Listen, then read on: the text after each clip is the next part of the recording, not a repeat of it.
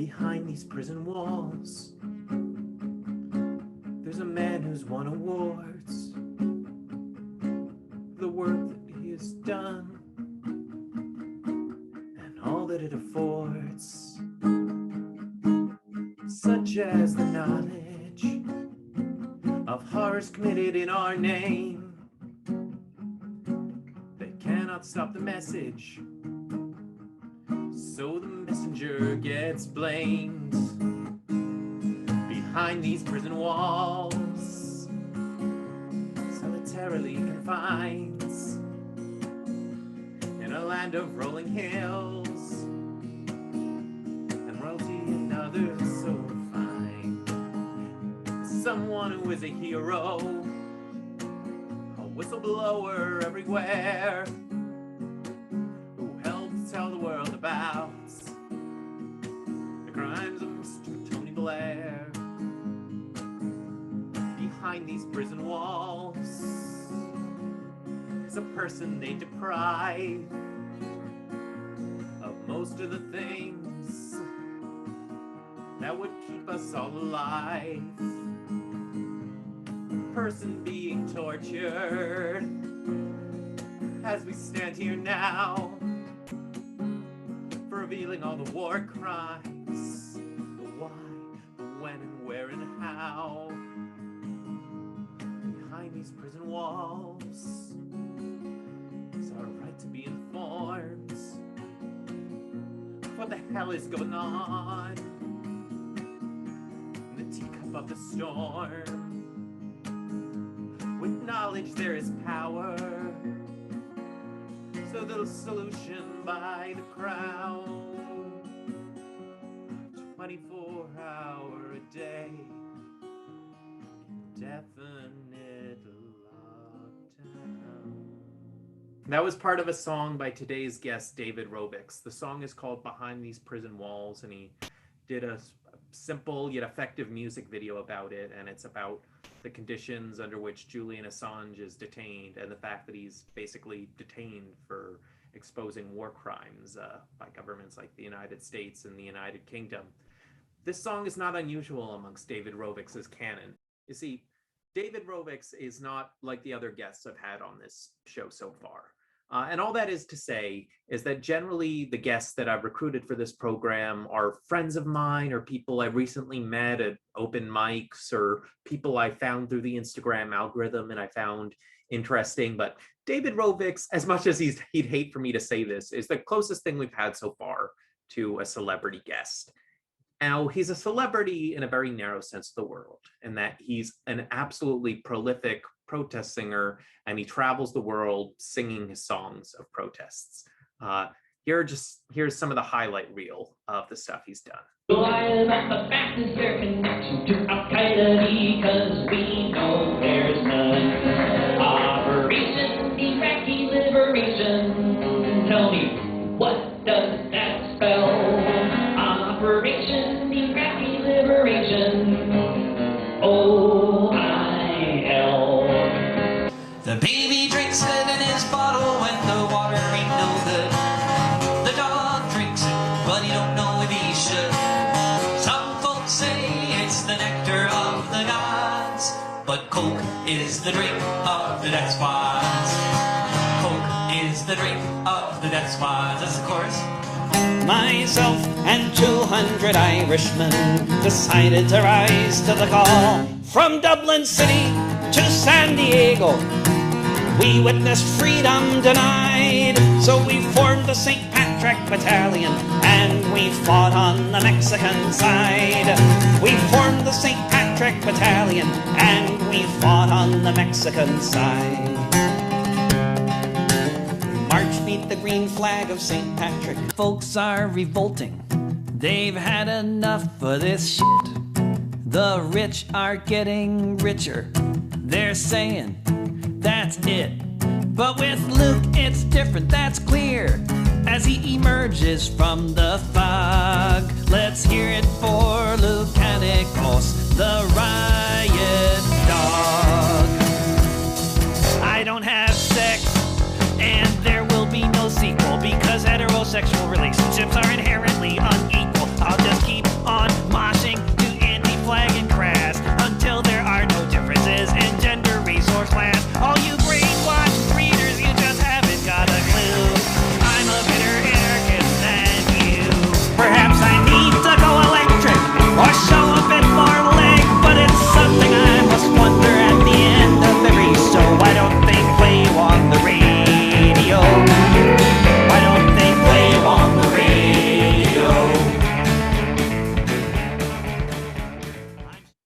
yeah, on the one hand, David has a much bigger audience than lots of our guests, but part of me would love for that audience to get even bigger because it would be great if these were the hits of the world.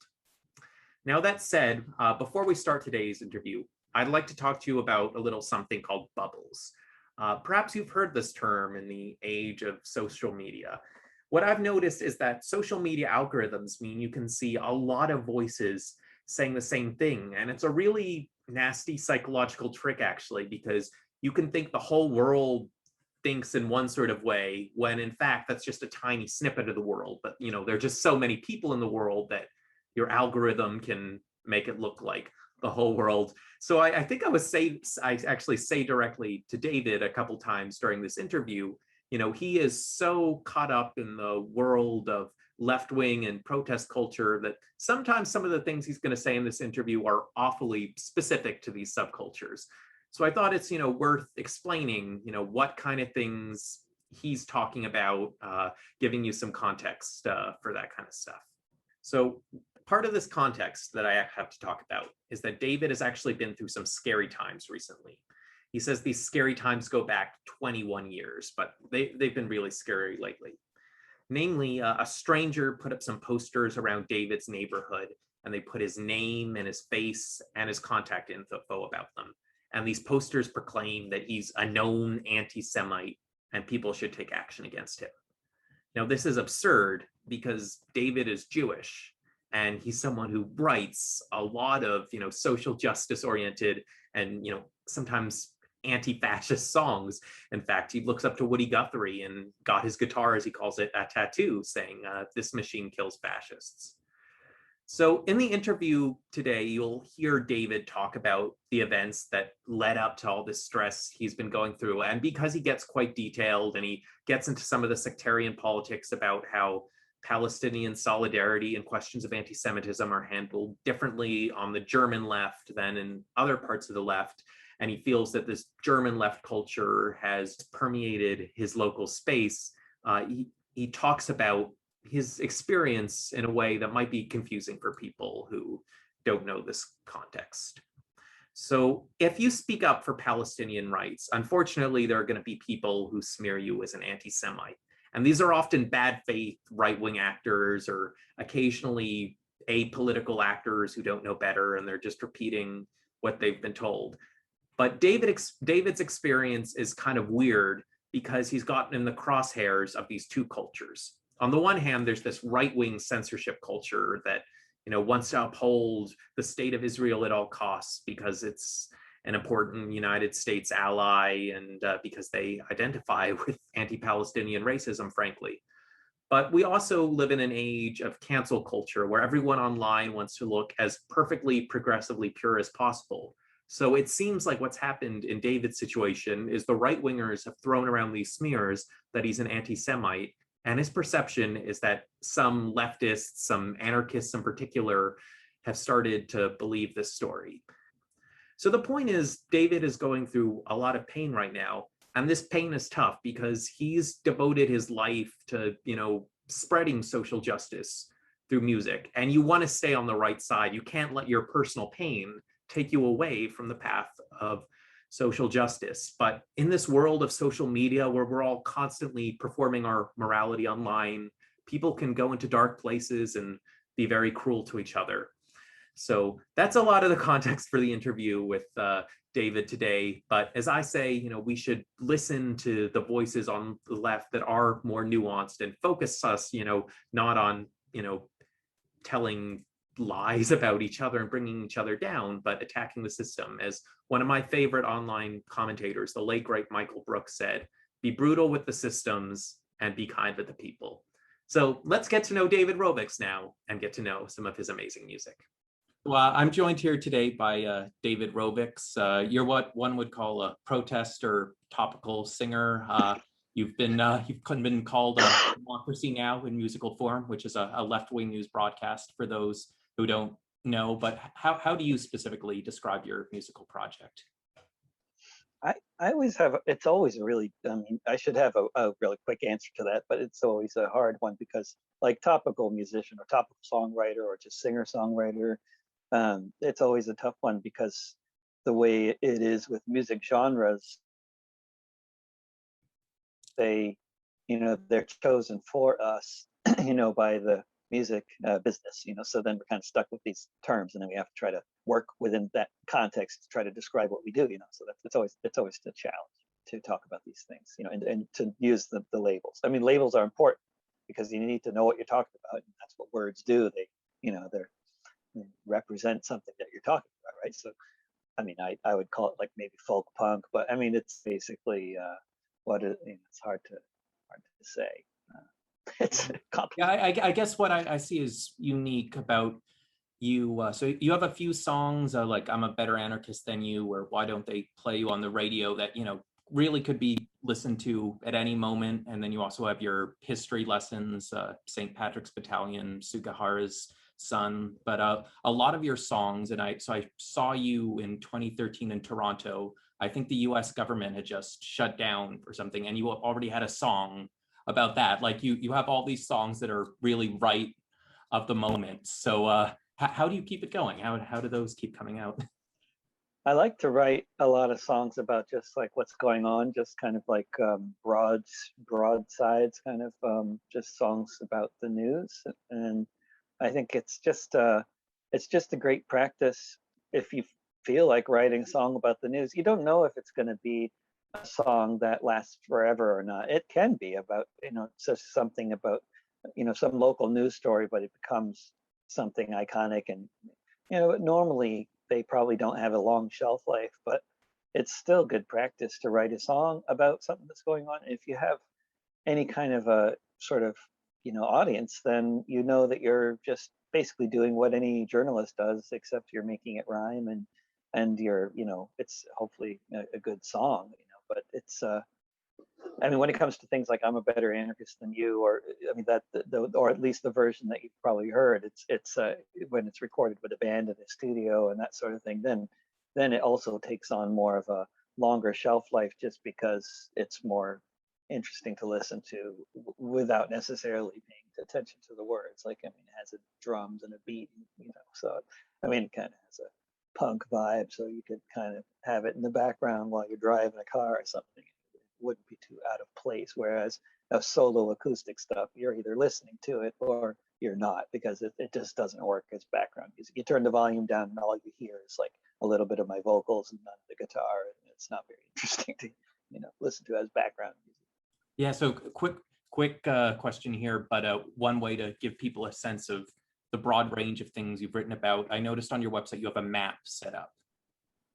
Yeah, I love that idea. I mean, yeah, I love the idea of like sort of sharing the songs in different ways, exploring, time and space, because I mean, I tend to write a lot of songs about actual events that actually happen in the world, either, in my lifetime, or, recently, or historically.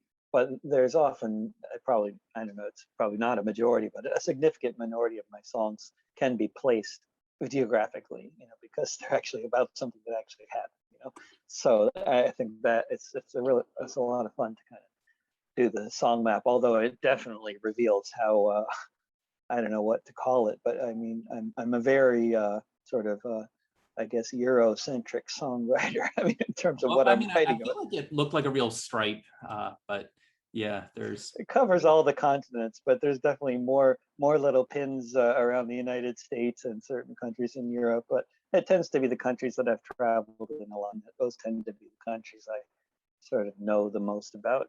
It's kind of natural that it would happen that way, I guess. Yeah. Well, speaking of one country in particular, I believe your newest song is "In the Name of Freedom." Can you talk about the message with that one? Yeah, that's. I was in touch with a songwriter in Cuba named Vicente Feliu, who's just a phenomenal songwriter and one of the founders of the Nueva Trova tradition, Nueva Trova, the new song tradition from the '60s. That it was very a lot of cross pollination between that tradition and the topical song tradition in the U.S. and elsewhere, but basically coming out of that tradition. And he and I were talking about writing a song together, because he covers my song for Ana Belén Montes, who is a Cuban political prisoner in the United States, who's serving a 25-year sentence for spying. And he covers that song in Cuba, and we were talking about writing a song together, and a couple of years ago, and I asked him for a chorus, because I was thinking that I would like to write a song, something about U.S. imperialism. I knew that was the theme I thought would be cool theme to kind of work on, and I thought, can you give me a chorus that's on that theme?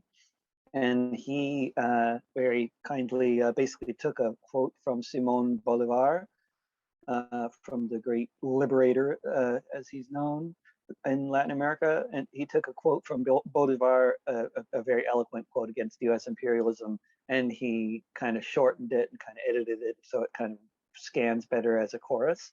And then when the protests in Cuba started, and especially when the Biden administration and the right wingers in Florida started their misinformation campaign around what's going on there and why people are suffering in Cuba, then it just occurred to me that here's the song, here's what I want to use that chorus for.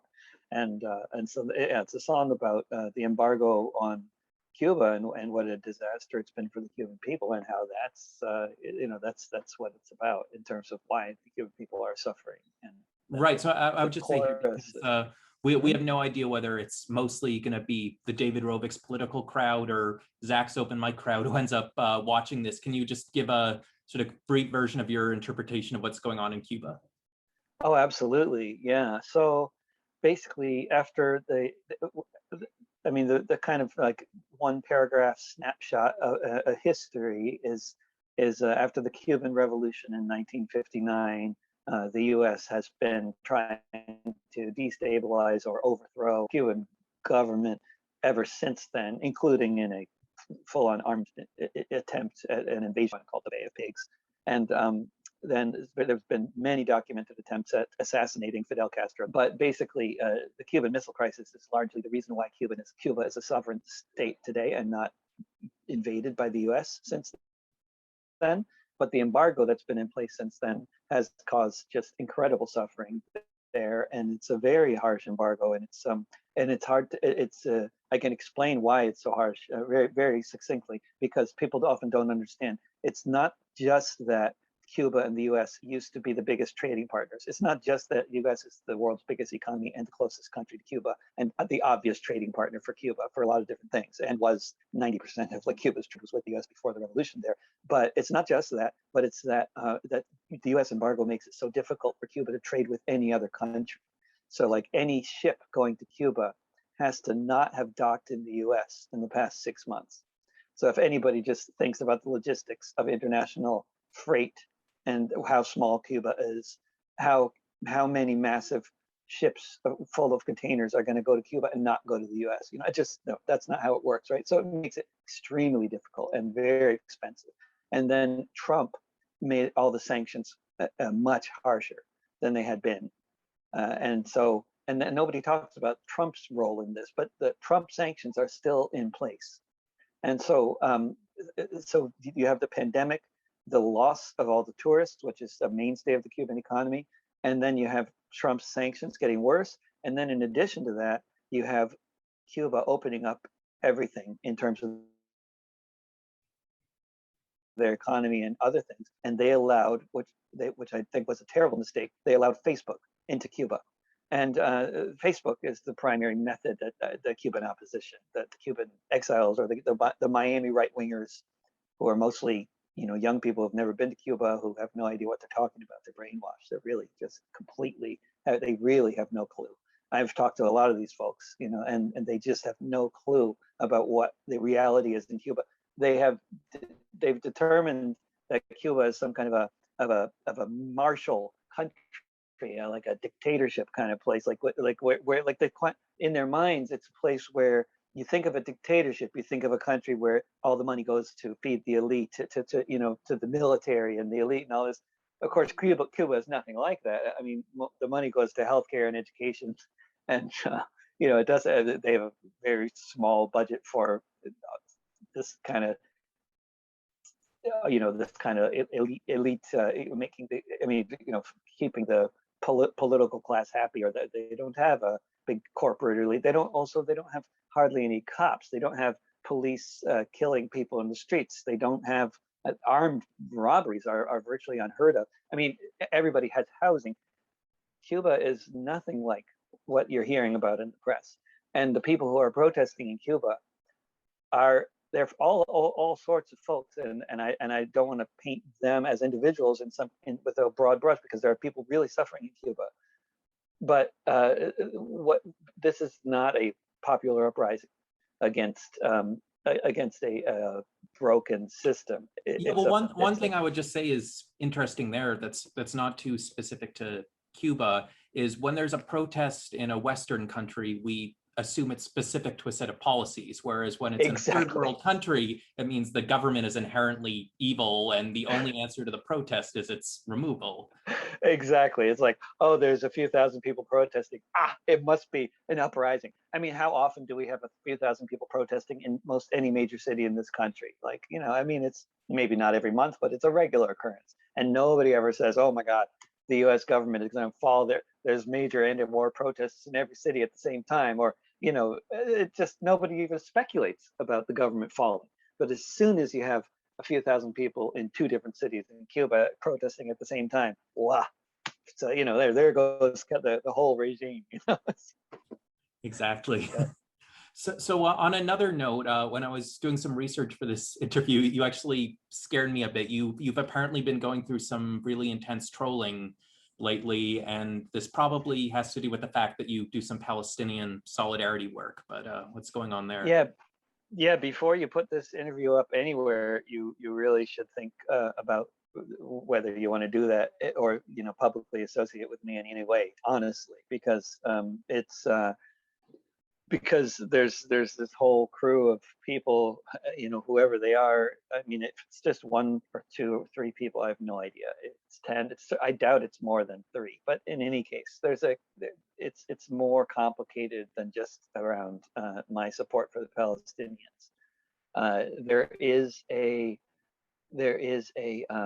political philosophy that came originally out of the German left after German reunification in the early 1990s, and I'm not going to give a whole long lecture here. I'm just trying to explain what this is about. You asked, so I have to go back to the 90s to try to give you a little context, because this is some crazy stuff, and at least I think it's totally nuts. I mean, I don't know about everyone. Most people seem to think it's nuts, but there's a significant minority within certain anarchist fringes within the United States and Germany and Israel and certain other countries, which are very, they're very fringe, but they have a lot of, they can be very loud, because of the way Twitter functions, But anyway, back to the 90s.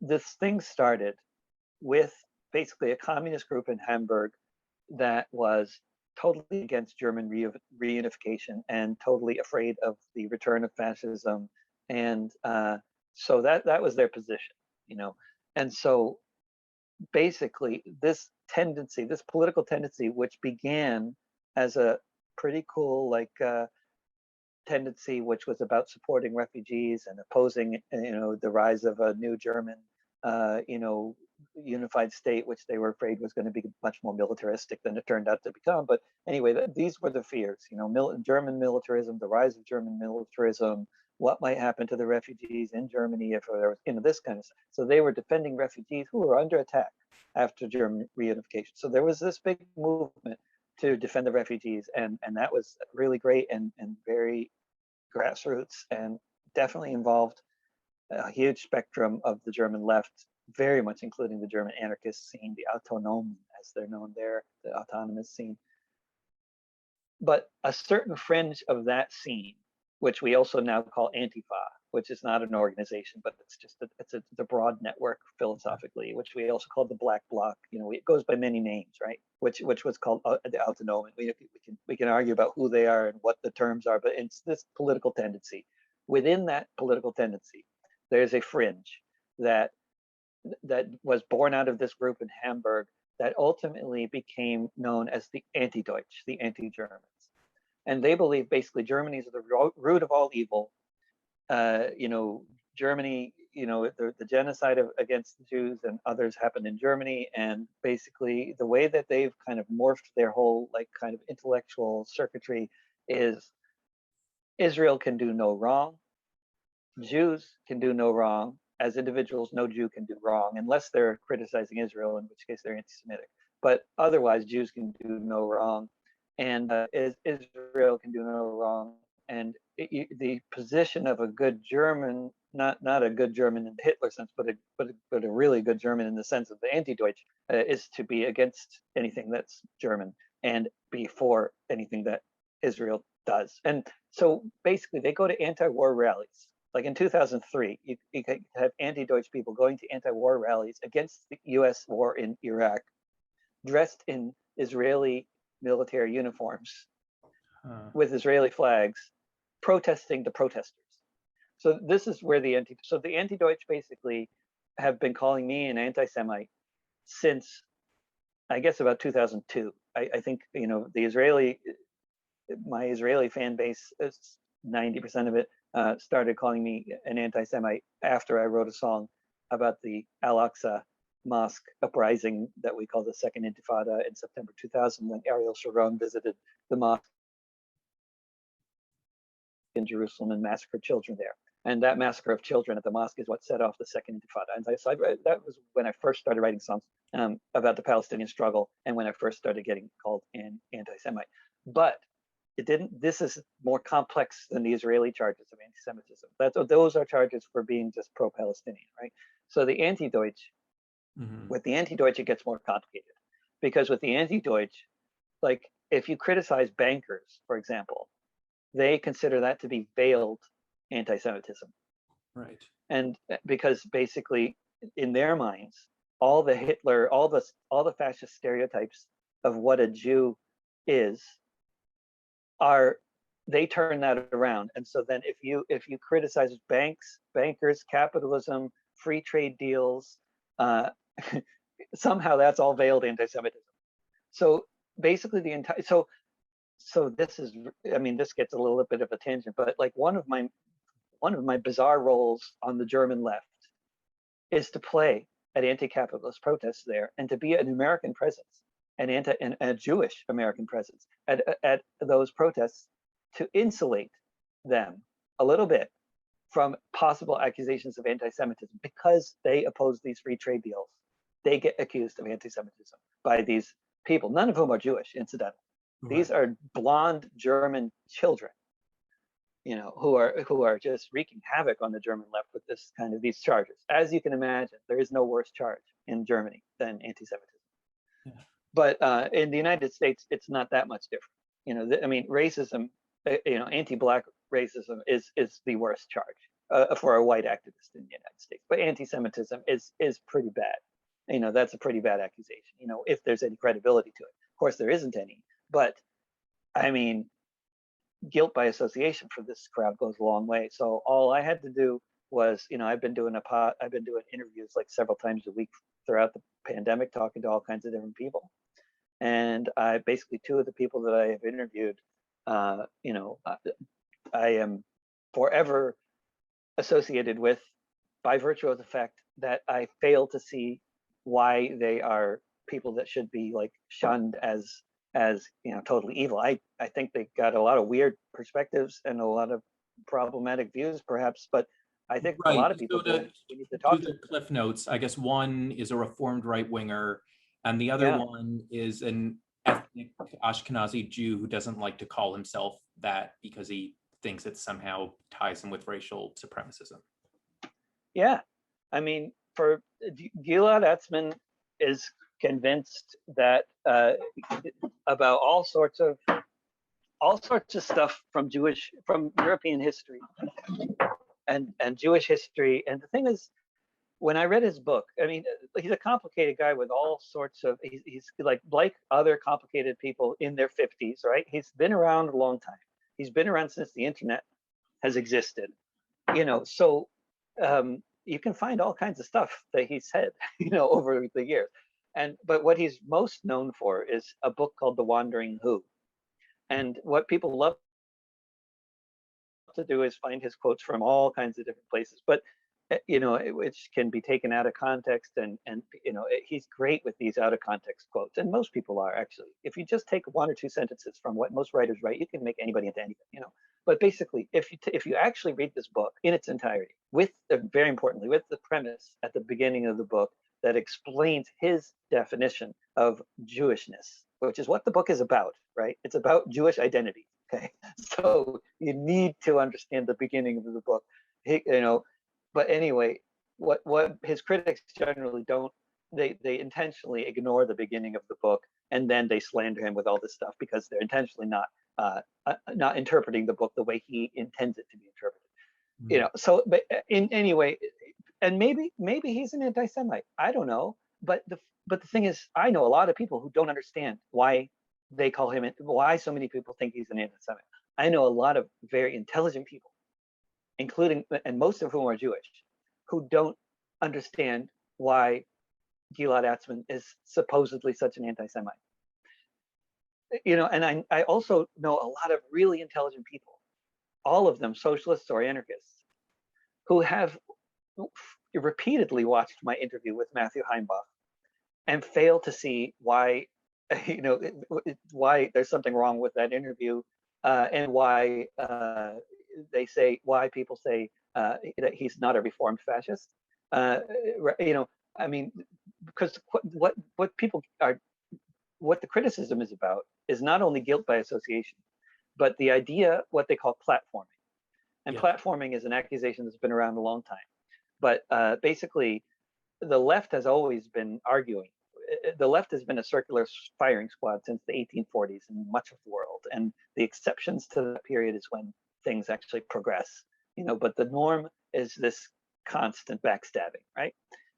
I could, at least feel at the moment, that's what it feels like. Maybe, in the course of a good social movement, I wouldn't feel so pessimistic about it. But it seems like backstabbing is just a very normal thing because there's all kinds of forces that are getting us to be stabbing each other in the back. I mean, there's a whole variety of stuff, Yeah.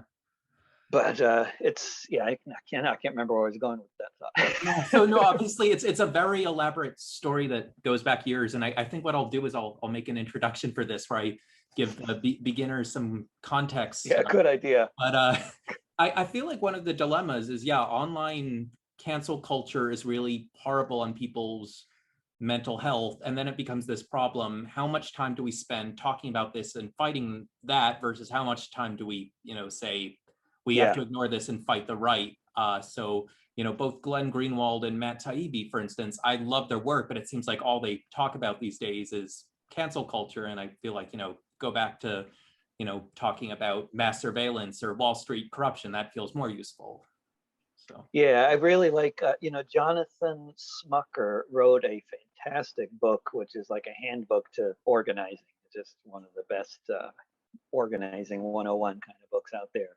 And he also has for people that just really can't stand to read the book, he's got a great Twitter thread that kind of summarizes like the 20 main points in the book, which is just the best Twitter thread I've ever read. But one of the things he says in the Twitter thread is the 80-20 rule, which is never spend more than 20% of your time defending yourself from attacks. Always spend 80% of your time on the offensive, like doing productive things, organizing, building, and I totally try to stick to that rule, although definitely I've been way more than 20% defending myself. But I think also that, and I think this is also probably true in the case of Glenn Greenwald and Matt Taibbi, although I have not been keeping track of all the debate around them and what they've been up to and stuff like that, but I only very, peripherally. But the wind keeps on like blowing the door open, and my 5-year-old son keeps on talking about ghosts, and there's talking about a hurricane here in Boston. So I was just slightly distracted. We've had tornadoes. If the wind feels like it's going to blow in. Bizarre. You had Toronto. You had a tornado just recently. Yeah, so in the city of Barrie, which I guess is about an hour away. Right. So far. But I think the obsession with cancel culture right now in terms of like what Glenn and Matt, I don't know, but in terms of, for at least my obsession with it, and for a lot of other people, I think it's very and why it takes more than 20% of my energy and time these days. Not only is because I'm under attack constantly, but because a lot of people are, and this is becoming so normal that my tendency was just to ignore the weird fringes, and I just kind of wrote an essay about this called Confessions of an Ecumenical Leftist. And I believe in trying to reach everybody. And I've been practicing that belief ever since I've been playing music. And I play for anybody that wants me to play. I don't care about their politics. And that has never been a problem because the fascists never want me to play. And I might be worried if I did get an invitation to play like for a Proud Boys gig or something. I'd have to really be sure that I want to do it. I mean, I wouldn't just readily accept the invitation. Okay. But I mean, mainly because of concern for my safety, but generally when people invite me to do a gig, they are somewhere in the spectrum of the left, right? And even if they're just Democrats who maybe supported the last war that a Democrat president waged, which is the case with a lot of Democrats. Okay, I'll still do a gig for them. If they want to have people play, they know it's going to be full of anti-imperialist stuff that's not going to support their policies if they were into the last war. So they probably weren't, but basically I'll play for anybody. I'll play for Stalinists, Maoists, anarchists, and I do it all the time. And people criticize me for playing for anybody, but you can get into trouble for having that kind of attitude because nowadays you're constantly being picked apart for every association you have with anybody. So you play with a group that actually is veritably a Stalinist group because like they have a picture of Stalin in their bookstore, and like I mean they're really Stalinists, and people will say, oh, you played for the Stalinists, yeah, okay, I played for the Stalinists. I readily admit, yes, I just did that. Like, what's the problem? Does that mean I now am now a fan of Stalin? Yeah. I think it's weird to have a picture of Stalin on your wall. I think that's really weird, and I don't think Stalin is a very good tool for organizing in most societies. Certainly, I don't think that using Stalin as an organizing tool is going to really help build your party anywhere in North America or anywhere in Europe. But there's a lot of great people who disagree with me on that, and some of my favorite people in the world like Stalin. And I can't explain everything that people like and don't like, but I'm not going to split all the hairs because splitting hairs is how we lose. I mean, of course, there's a lot to argue about, and there's a lot of differences, and there's a lot of microaggressions and transgressions and all kinds of stuff that needs to be worked out in this society. But we're not going to do that by having a sort of backstab-a-thon cultural revolution. We're going to do that, I think, by coming together to face the common foe, which in fact is the capitalist system. And people can call me a class reductionist if they want to, but I can argue anybody successfully that we live in a capitalist society, and capitalism is what drives the profit motive is what drives corporations to do everything.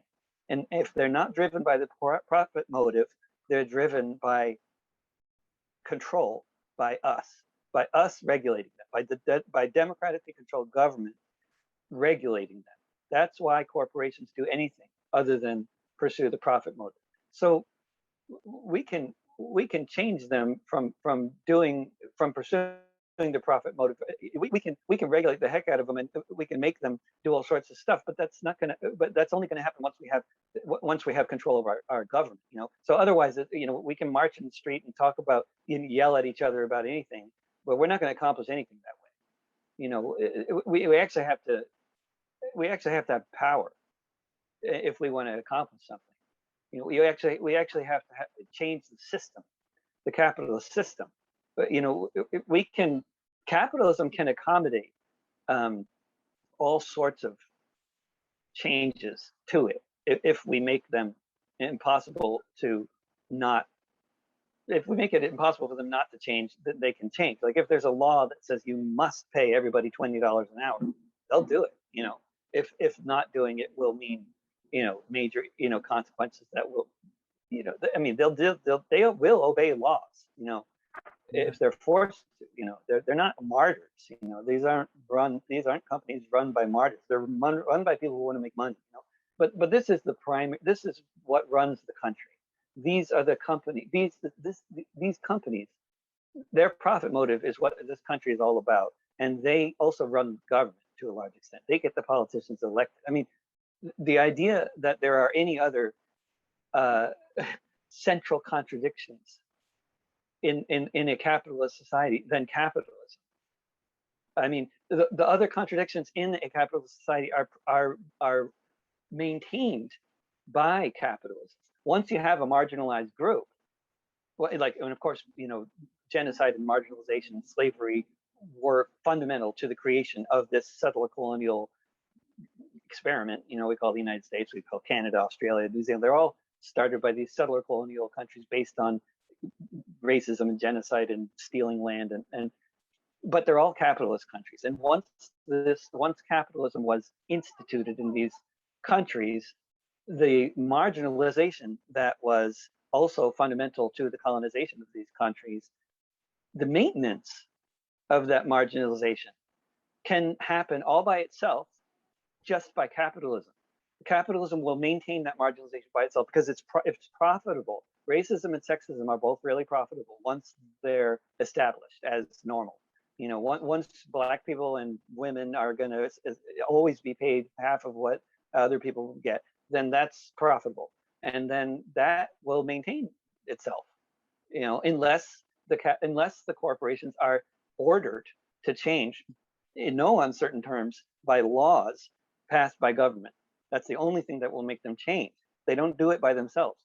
And so these that's, so I'm making, and I can't remember why I'm even talking about this in the first place, but I think, class matters.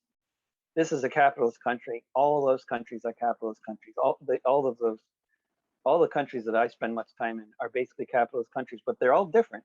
They can all be done differently depending on whether that capitalism is regulated by democracy or not, or whether the capitalism does whatever it wants. But racism and sexism are not necessarily fundamental to capitalism. You can have, and that's obvious to anybody who travels, because you can have a society where 80% of the society is in a union, where you have cradle to grave healthcare, daycare, schools, hospitals, where women get paid a good wage as well as men, where there's no difference in what they pay women doctors to male doctors, where there's just as many women doctors as male doctors. You can have a society like that.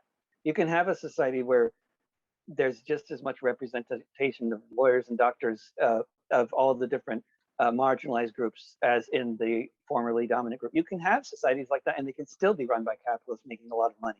So that tells me that capitalism is the problem here more than yes, it's racialized capitalism, but it's sexualized capitalism. I guess I don't know what the word is for that, but it doesn't need to be that way. Capitalism can exist either way. So that's why I make this argument that I'm also called a class reductionist. Yeah, I'm trying to remember. I think it was Nando Vila on the Jacobin show who said that the difference between liberals and leftists, or we should say good leftists, is liberals pathologize, leftists historicize. So liberals will just say, America is inherently racist and we can do nothing about it but check our privilege, whereas leftists will say, oh, there's an economic basis to this. And if we organize and, build a multiracial coalition of people, maybe one day we can actually have a better world. Yes, exactly. That's what leftists who are of my strain of the left would say, which I believe is actually the vast majority of what we could call the left, the more global justice movement oriented left. But it's not necessarily the left that's most dominant on Twitter. I believe what they call the neo-anarchist left, is much more interested in stabbing each other in the back until there's just a big pile of blood and everybody's safe. Yeah. Once they're all dead, they'll be very safe. It'll be a safe space. I mean, insofar as we're using these big tech platforms, that's why I say, stick to YouTube over Twitter or Facebook, because those ones have all the superficial people. There are a lot of people who speak like you on the more, long form platforms. The late Michael Brooks was great at this kind of stuff. You know, there are enough people who think this way. People should read Adolph Reed, but yeah, they have to look for this stuff. But yeah, I guess to get back to your music, are there any songs right now of yours that you think are important for people to listen to in terms of their message, or you just really like them? I mean, I guess I tend to feel like the last batch of songs I've written are usually pretty good representation of what I'm up to, and also they're the most relevant ones probably in terms of recent events. So, I mean, I wrote the song about Cuba, and I mean, I've written a couple of songs about cancel culture recently. A lot of songs about I mean, over the past year, I've been writing a lot of songs about what's been going on in Portland and the movement that's been happening in this country and other countries as well. So I tend to. Right, and the Portland stuff is tenants organizing kind of work. No, I've been writing a lot. I've been writing songs about bad landlords and just real estate capitalism for a very long time, and that's probably been my chief obsession, I guess, when it comes to capitalists, is the real estate capitalists, because real estate is just a massively profitable element of capitalism, and it's also one of the more complex and problematic ones in terms of the fact that like half of society is in some way invested in the real estate market in the sense that they own a home, and the other half of society isn't. And so, I mean, there's a lot of complexity to this problem, but it's also like a massive problem because housing is unaffordable for so many people, you know. And of course, those few people who, you know, there are not few, but those people who managed to get in on owning a house like a few generations ago, you know, that gets passed down in the family, you know, they're doing all right, but everybody else, you know, is really not doing well at all, which happens also to be, you know, overwhelmingly people of color, which of course is just one more brilliant and obvious illustration for why capitalism needs to be reformed if we're going to ever have a chance of doing anything about racism. I mean, you know, we can build a little affordable housing and stick a few people in there who would have otherwise gotten forced out of the city. But, you know, putting it in perspective, in Portland, the most rent-burdened city in the United States, Portland lost 50% of its Black population between 2000 and 2010. That had nothing to do with racist cops and everything to do with gentrification. So you've given us a lot to think about today. Would you be able to share one of your songs with us? Let's see. I know what song I want to do. This is another one I just wrote, and it's basically a song about Twitter trolls, but it's also a song about a lot of other things like guitars and songs and communication generally. And I got a new tattoo on my guitar. Can you see it? Excellent. Tribute to the great Woody Guthrie. Yes. After getting called a fascist so much, I thought, like, I'm just going to put it on my guitar that I'm an So if the guitar doesn't kill you, it proves that the accusations are false. And then one of the trolls posted this guitar platforms fascist, and they must have thought that was very funny.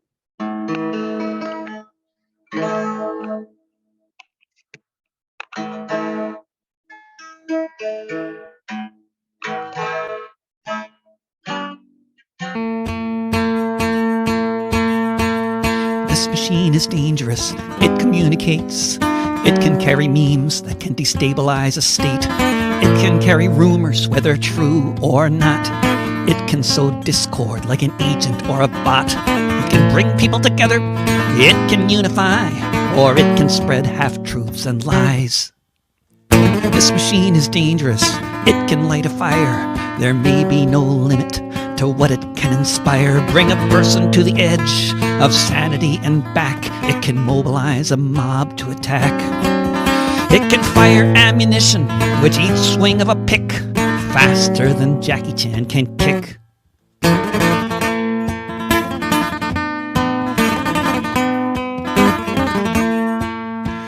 This machine is dangerous. It's locked and loaded. Each string is a grenade that hasn't yet exploded because it exists here in the world, on the net, whether it's on Twitch or on your TV set. With words, ideas can spread, each one a potential bullet in the head.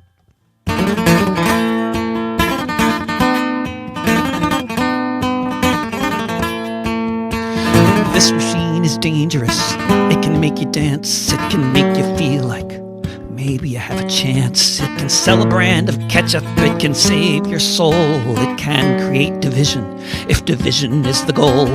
It can build a movement, or it can call it out. Of one thing at least, there is no doubt. This machine is dangerous.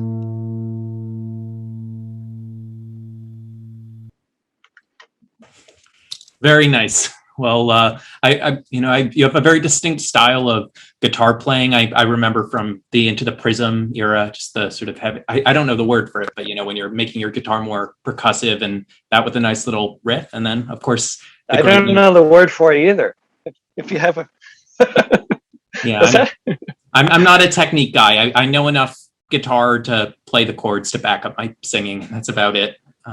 Yeah, I mean the thumping. I just call it thumping, but I don't know. Which actually I wasn't doing so much in that song. But this kind of, it's a. And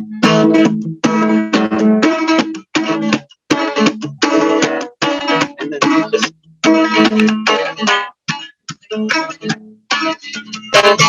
You can just keep the thumping going with whatever you're doing if you want to. To give it that kind of thumpy style. But it's. I think it's a fun thing that a lot of more people would do if they knew it was something you could do. I think a lot of things you see a guitarist do it, and you're like, oh, you can do that, like, and then you just start doing it. And it wasn't like that hard to figure out how to do. It was just like, if you just think about always hitting the guitar on the beat with whatever else you're doing, and you mainly think of it as a rhythm instrument, and then whatever else you're doing in between that is sort of slightly less important than keeping that beat going. Then, once you got that going, it's kind of like learning to sing and play the guitar at the same time. It's like, once you do it, once you have it, it's so easy to sing and play at the same time, right? It doesn't require any focus. Like the fact that you're playing the guitar doesn't make it harder to sing. It just becomes something that they're just kind of independent of each other, right? But it's the same with the thumping. Like once you got the thumping down, then you just keep thumping. It's almost like a heartbeat, that part is just like there, and whatever else you're doing that's maybe less predictable or less reliable, but the thump is going to be there. That's my best explanation for the thumping technique. Oh, yeah, keep it going. But David Rovics, this has been amazing. Thank you so much for joining me today. It's been a pleasure, Zach. Thank you. So that was my interview with David Rovics, and he had so much more than I could possibly ask him about. He's someone who clearly has very strong feelings about Cuba, and that's very important right now with, a particularly unnuanced narrative going on in the US media that ignores that, it's hard for a country to take care of its citizens when there's an embargo that prevents all kinds of countries from trading with it. He talks about the fact that there's all these different identities on the left, including, there's some people on the left who admire Stalin. Does this mean that they would reproduce the words of Stalin themselves? No, many of them are hippies. And these are all these fascinating nuances you don't pick up on unless you empathize with people and you get involved with the subcultures. And David, for the highs of getting to share his music and for the lows of some of the bullying he's taken lately, has actually gotten to know a lot of these people. And I appreciate him for it. And I'm so grateful that on his tour, he took the time to talk to me, and I got to know this person who I've looked up to just as an ordinary person. And I would like to play one more of his songs in solidarity with the experience David is going through, and also just in the general spirit of solidarity. This is a song called Sugihara, and it's about a Japanese diplomat who supported, who helped Jews flee Europe during the Holocaust.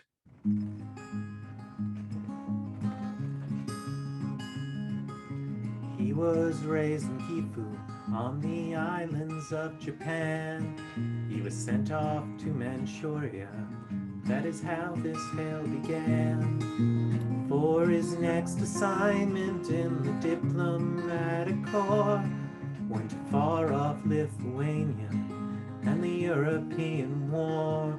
My grandfather was from Krakow. The Nazis came, he fled. He took his family to Vilnius, so they might not end up dead. But the panzers were advancing, and he knew they had to go.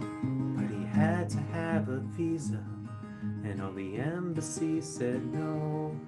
There was only one final possibility, the last consulate left open, the Third Reich's Asian ally. There in Lithuania, there was no time to lose. They came asking for a visa, thousands of Polish Jews. The diplomat called Tokyo, can I grant them this reprieve? 3 times he got his answer, tell them all to leave.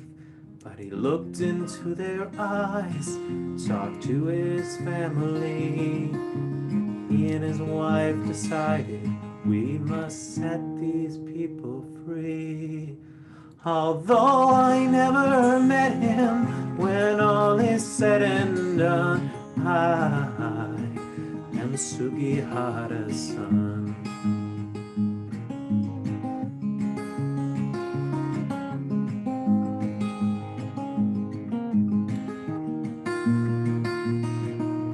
Disobeying orders that they knew to be wrong.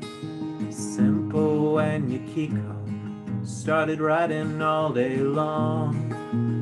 Months worth of visas in every 24-hour day. Oh, Simple and Yukiko could turn no refugee away. Word came out from the empire that it's time to turn it in.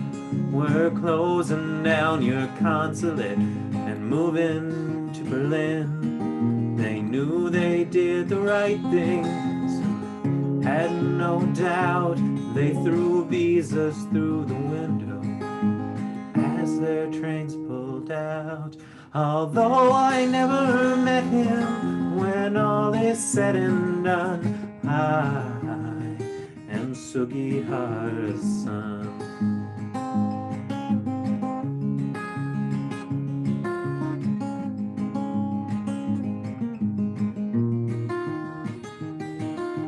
Grandfather crossed Siberia for 5 times the normal cost, fearing for the future with every minute lost. He got the ferry down to Kobe and then to occupied Shanghai, and there he spent the war years. His home, his people died. Sugihara-san did not seek any praise from anyone. When he died, the paper said his neighbors knew not what he'd done. But there are 40,000 people who are living lives today. Without Simple Sugihara, I would not be here today. Although I never met him, when all is said and done, I am Sugihara's son. Honestly, one of the most heartfelt songs David Rovics ever wrote. See you all next time. I'm Zach Morgenstern. This is Ludwig von D.